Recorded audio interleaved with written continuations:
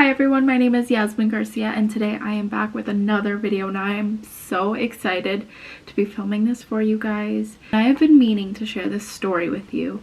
I think God purposely placed this message in my heart and had it stand out to me for a reason.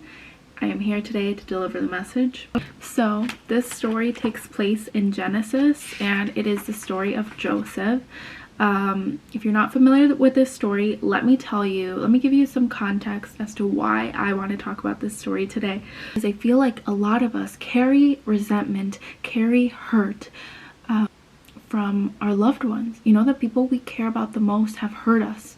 You know, whether that is family members or exes of ours, we carry this hurt and we are unwilling to forgive. We may say, oh, yeah, I forgave them, but we still carry so much hatred. And you know, some of us have been so hurt that we've turned away from God and we've created distance between God, because I've heard people say, like, God is so good, why is there so much hurt in the world? You know, a lot of times they're talking from personal experience. A lot of people have been betrayed, a lot of people have been hurt. I used to carry so much hurt and I was unwilling to forgive, and I would question why these things happened to me, but I failed to remember, and I wrote this down. You intended to harm me, but God intended it for good. Oh, this message actually gave me chills while I was reading it, because I fail to remember how intentional God is with everything that happens in our lives. And sometimes we are so deeply hurt, but ultimately it is for the greater good. We just don't understand that because we don't have a wide scale view on our lives, on, you know, how our lives are going to end up. We can only see, you know, what's in the moment, what's in front of us.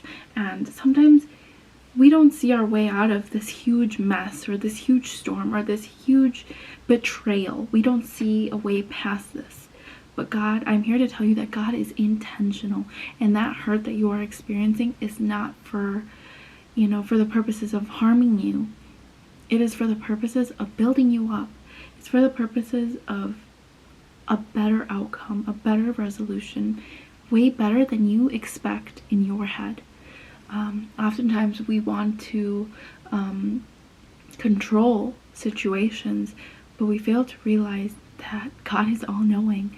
God has a plan for us. He sent us here with an assignment, and if we could just do His will instead of ours, we could have a far better resolution than we could have ever even imagined.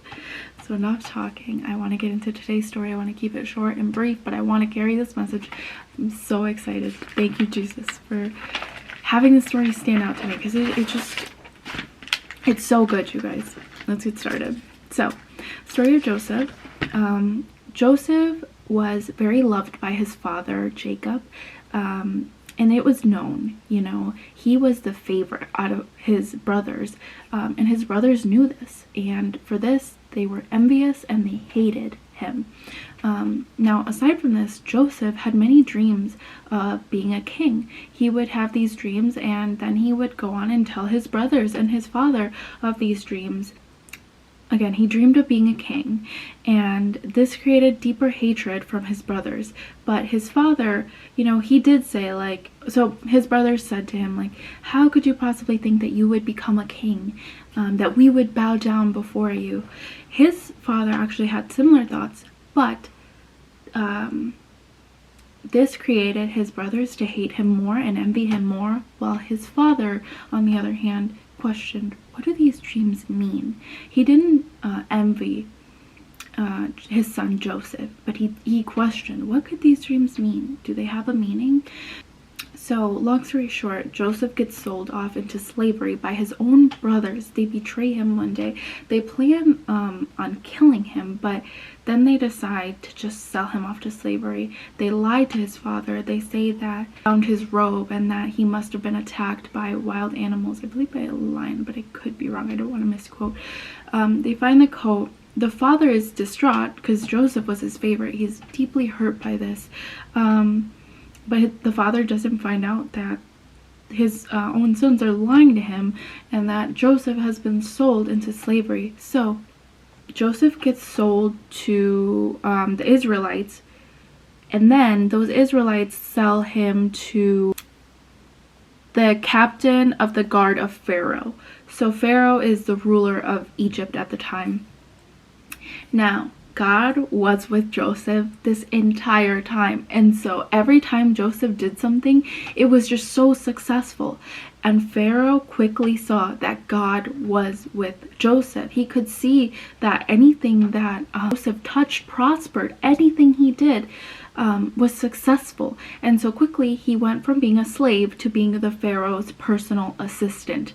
Now this caught the eye of Pharaoh's wife, and quickly she started to she was interested in Joseph, and she made it known. She tried to pursue him, but keep in mind, Joseph was following God's will. He was a God-fearing man, and he had values, so he wasn't going to betray. He had good values, I should say. He wasn't going to betray the Pharaoh, so he said no to her. He didn't fall into her schemes of getting with him, and she was angry, and so she made up a lie and said that Joseph was trying to get with her and sleep with her, and the Pharaoh, of course, believed his wife. So Joseph got thrown into jail, and now I try to put myself in Joseph's shoes, and I feel like I would be so angry if I was like, you know, following God's will and I got punished for it. How many of us are willing to follow God's will even if it gets us put in jail, you know, even if it gets us punished? Not many of us are willing to have this commitment to following God's will. A lot of us fall into temptation all the time. I was very surprised by how Joseph was so devoted to following God's will. So, okay, Joseph gets put in jail, and while he's in jail, he becomes close to the guards of the prison, and quickly, again, keep in mind, God is always with Joseph, so quickly the guards begin to like him, and he's actually in charge of all of his cellmates. So he has a better position there even while in jail. And then eventually these prison guards get put into prison with Joseph, and two of them have dreams. These two have dreams, and they're nervous about these dreams, and Joseph, because of the Lord, is able to tell them the meaning behind their dreams. He takes no responsibility in being able to read their dreams. He tells them, like, this is beyond me. This is God's. Only God has this ability. And these two guys actually end up getting taken out of the prison, and Joseph knows that they're going to be taken out, and he says, please remember me and do me a favor. When things go well for you, mention me to Pharaoh, so he might let me out of this place. For I was kidnapped from my homeland, and now I am in prison and did nothing to deserve it. I am misquoting the Bible because one of them actually gets put to death, and Joseph actually tells him this. So this guy is aware that he's going to be put to death. But the other guy does make it out, and he gets put back into his original position before getting sent to jail. But this guy actually forgot all about Joseph once he got out. It took 2 full years in prison before Pharaoh's chief cupbearer remembered Joseph. This is what I was trying to say. He was the Pharaoh's chief cupbearer. So then there was one day when the Pharaoh was deeply disturbed by his dream, and he was told by the chief cupbearer that he knew of this Hebrew man, Joseph, who could predict future events from his dreams. Pharaoh goes to Joseph. Joseph doesn't take the credit for being able to do this. He says, it is beyond my power to do this, but God can tell you what it means and set you at ease. And then he goes on to tell the Pharaoh that there is going to be 7 years of prosperity followed by 7 years of famine. And he also tells him that Pharaoh should find an intelligent, wise man who can be put in charge of the entire land of Egypt to be able to successfully lead Egypt through the famine. And so, of course, the Pharaoh picks Joseph. He says, can we find anyone else like this man, so obviously filled with the Spirit of God? And then Joseph is made ruler. And then, while as predicted, there are 7 years of land-produced bumper crops, followed by 7 years of famine. And just as Joseph predicted, people from all over Egypt came to buy grain from Joseph, including his brothers. His brothers end up coming to Egypt during the famine, and they're asking for grain. And all of Joseph's brothers go except for his youngest brother, Benjamin. Joseph recognizes his brothers immediately. They don't recognize him. He starts to question them, and he's like, oh, how many siblings do you have? Eventually they tell him, you know, we have a younger brother who stayed with their father, and he says, go and like bring him here.